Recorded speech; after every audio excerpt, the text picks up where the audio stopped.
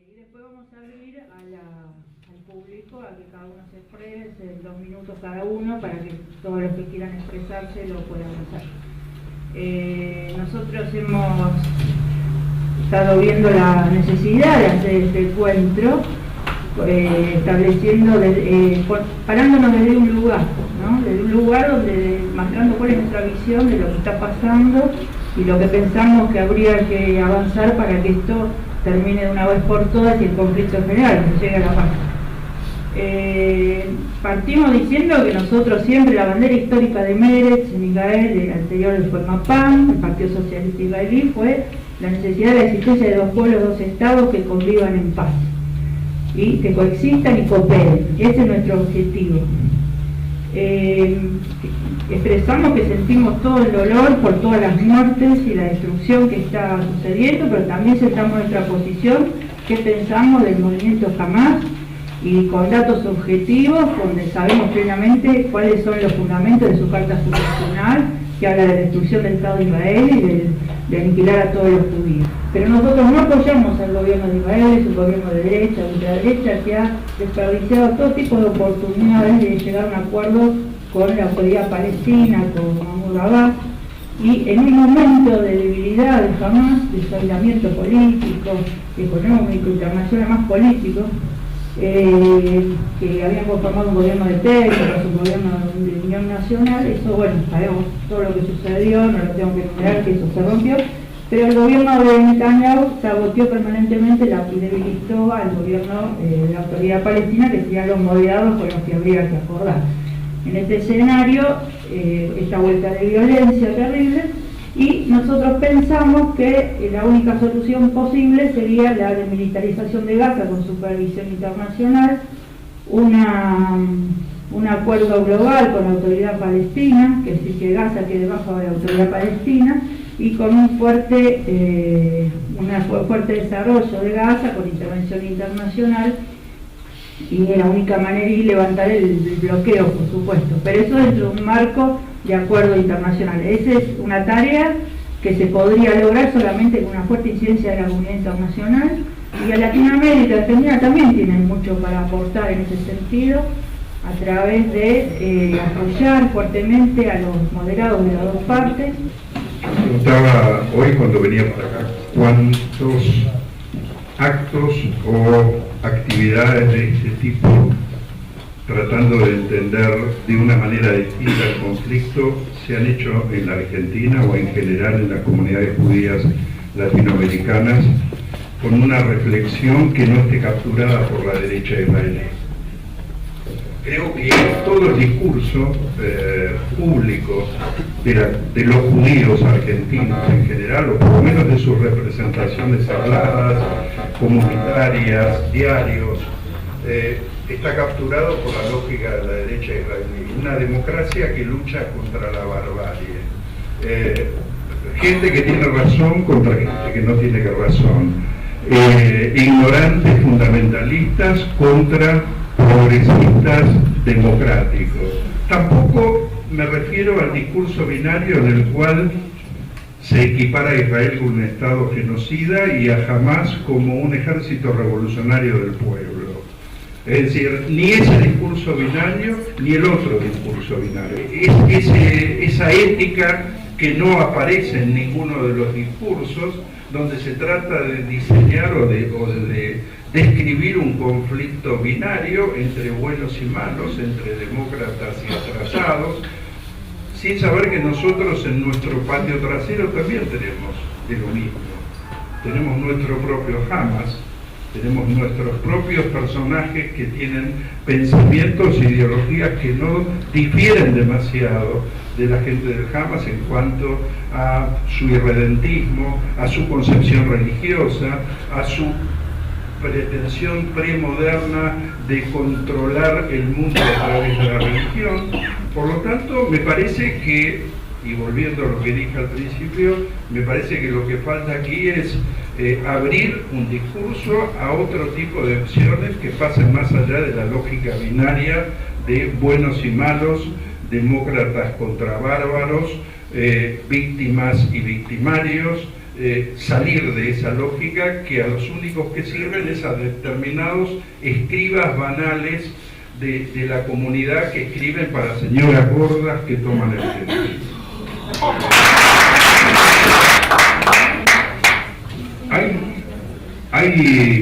Hay algunos que creen que el principal aporte del judaísmo al mundo, a la sociedad, ha sido el monoteísmo.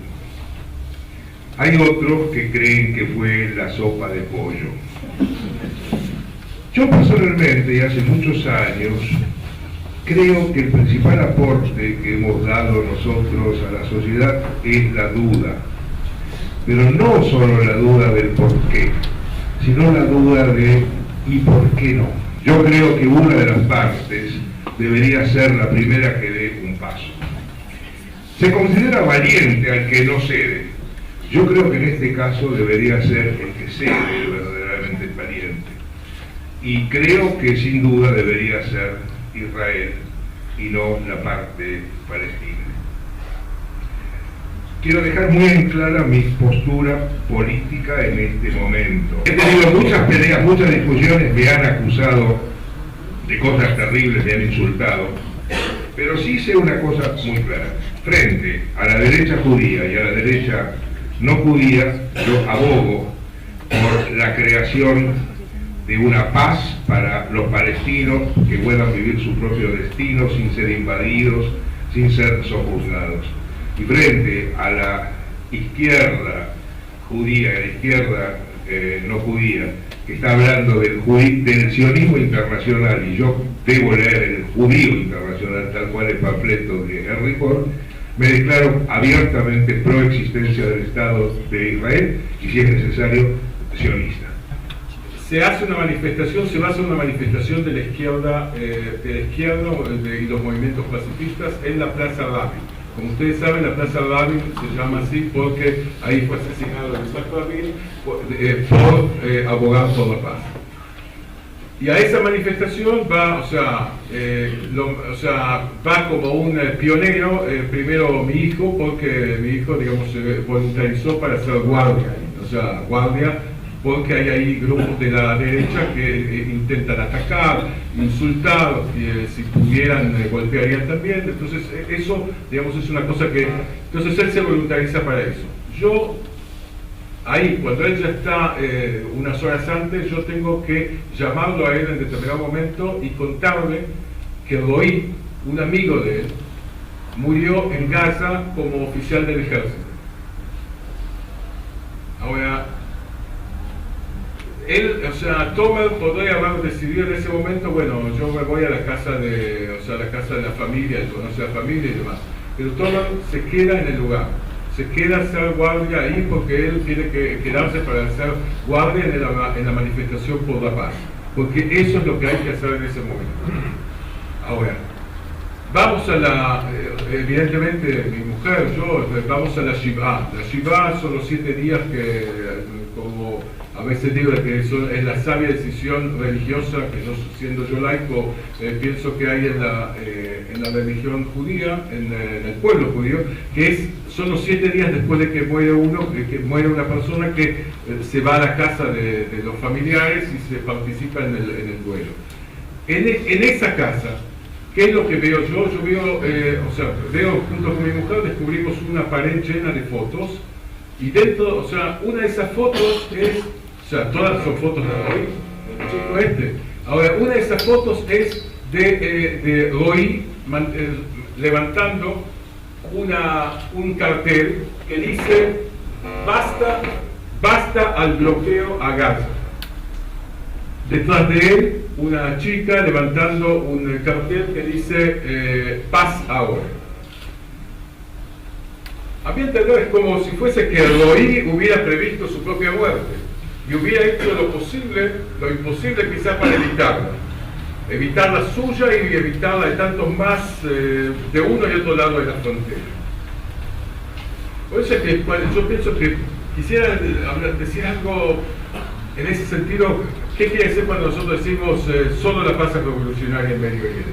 Fuera de ser una frase que lamentablemente supongo que acá los compañeros se acuerdan de los años 60 y 70. Hola, soy Mariela Volkovich, soy miembro fundador de CAPI.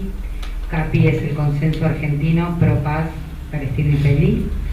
Somos un grupo de gente que venimos bregando, ahora vamos a contar el comunicado que traje, pero que venimos bregando por romper, como decía el doctor Corredenko, con la lógica de los dos pueblos. Y bregamos por el diálogo. Sin diálogo y encuentro solo habrá más muerte y destrucción. Apoyamos la coexistencia justa y democrática entre dos pueblos. Hay que volver a negociar la justa paz, sin más dilaciones, sin más contramarchas, entre Israel y Palestina, para palestinos e israelíes y para la comunidad toda. Es hora de ceder para ganar, como decían acá. Y ceder es ganar la paz. Por todo esto, desde el CAPI decimos, junto a miles de organizaciones y personas no institucionalizadas en todo el mundo, basta de violencia y muerte de población civil, cese inmediato del fuego, reactivación urgente de un proceso de negociación hacia una paz justa y duradera, 2 estados libres, soberanos e independientes para 2 pueblos. Yo me pregunto si Israel es el más fuerte, porque como dijo Daniel Colorenko, toda la situación en Medio Oriente, una reagrupación, un refuerzo, un avance justamente del Islam fundamentalista muy importante. Hay una financiación de Hamas por Qatar y por Siria. Entonces, frente a esta situación, ¿sigue siendo Israel el más fuerte? Es una duda que tengo. Lo que estamos hablando, o sea, por lo menos cuando yo hablo desde el punto de vista también o sea, no solamente una cuestión humanista respecto de todo, sino también desde el punto de vista del interés de Israel. Y el interés de Israel es llegar a un acuerdo de paz con los palestinos.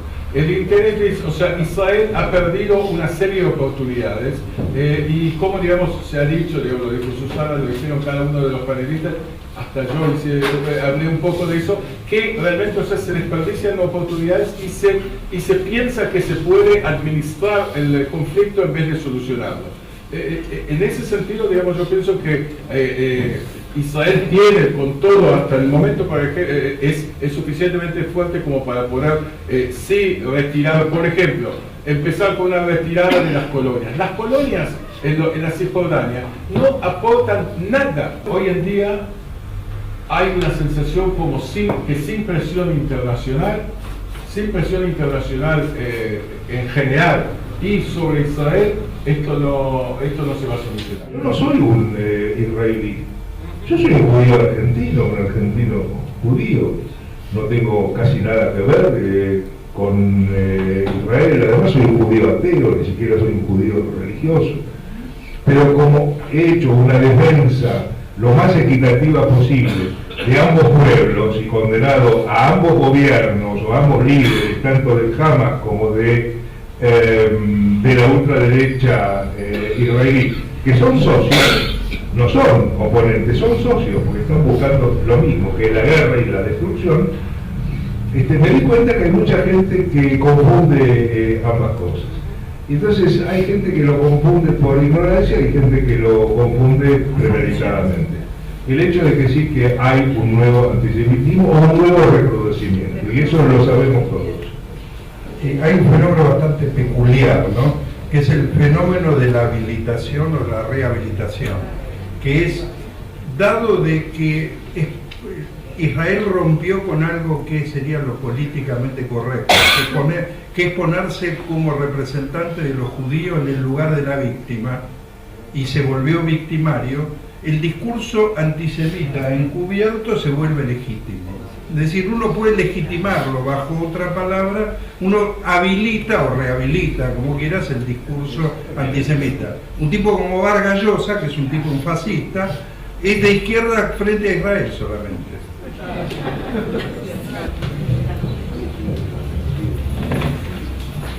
Sí, yo creo que uno de los problemas que a todos nosotros nos ha afligido terriblemente en estas semanas tiene que ver con las fotos, las fotos de los muertos, las fotos de los cadáveres, las fotos de los chicos, las fotos de la destrucción.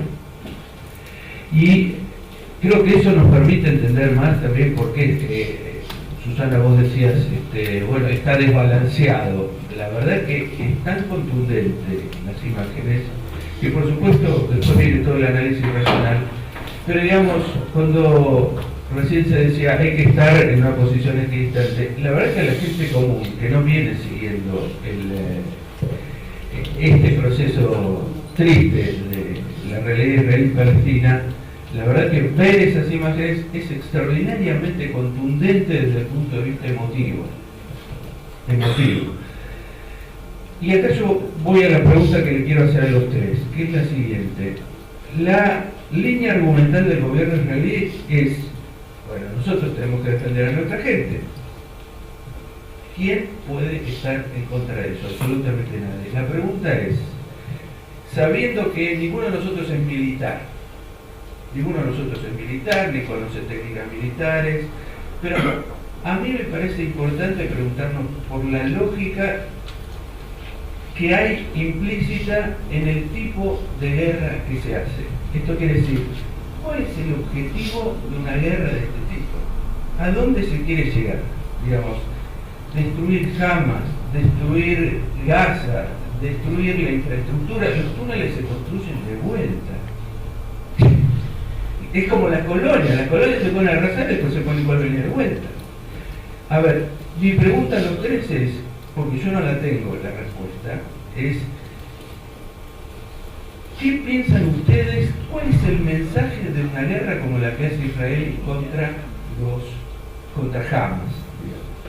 ¿Cuál es el sentido que tiene hacer una guerra de este tipo que no va a ninguna parte, que no resuelve nada, que no termina nada, que no cierra nada y que no resuelve nada? Es una pregunta que tiene que ver con el desastre que hace Israel en relación a su imagen internacional, pero también el desastre que nos hace a todos nosotros en relación a defender cosas que son tremendas. No es que yo digo, bueno, mañana va a cambiar la cosa y mañana, digamos, se hace la paz y mañana está todo bien. No, pero yo digo, yo quiero pensar, digamos, algunas cosas. Por ejemplo, tomemos el ejemplo, empecemos con el ejemplo de Malvinas, ¿no es cierto? O sea, en el año, o sea, estamos viendo, o sea, a fin de abril, a fin de marzo del 82, entonces empiezan algunas manifestaciones en contra de en contra del gobierno, de la política del gobierno y más. Y, o sea, 2 días después se invade las Malvinas y entonces, ¿qué es lo que hay? Hasta todos los movimientos de izquierda, montoneros y esto, lo otro, todos están apoyando el tema de las Malvinas. Entonces, o sea, en ese sentido, o sea, el hecho de que hoy en día tengo 80%, digamos, a mí no me dice, o sea, me preocupa, pero no me dice que, digamos, que ese 80% va a estar todo el tiempo. Durante por lo menos 15 años se hace un censo mensual, o sea, el censo de la paz. O sea, se hace de forma muy seria, se revisa, ¿no? O sea, por gente académicos y demás, cuál es la opinión de la población. Siempre hubo una cuestión que se mantuvo, que fue más o menos que el 60 hasta el 63% de la población, o sea, de los entrevistados,